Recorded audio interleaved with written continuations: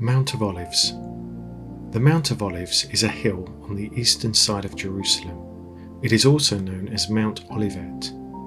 It is 820 metres high, and people can see across all of Jerusalem from the top of the mount.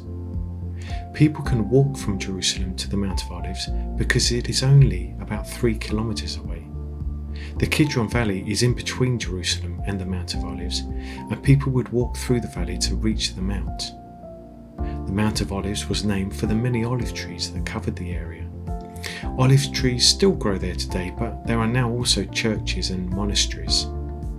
Many Jews and Christians like to be buried there because they believe that judgment and resurrection will happen there in the end times. The Mount of Olives is an important place for Christians because Jesus spent time there. Jesus went there to be alone and pray, to rest, and to talk with his disciples. Jesus also travelled through there often to go back and forth between his friends, Mary, Martha and Lazarus' house, and Jerusalem. When Jesus rode into Jerusalem on a donkey, he travelled through the Mount of Olives to enter Jerusalem. Jewish religious leaders arrested Jesus in the Garden of Gethsemane, which is at the bottom of the Mount of Olives.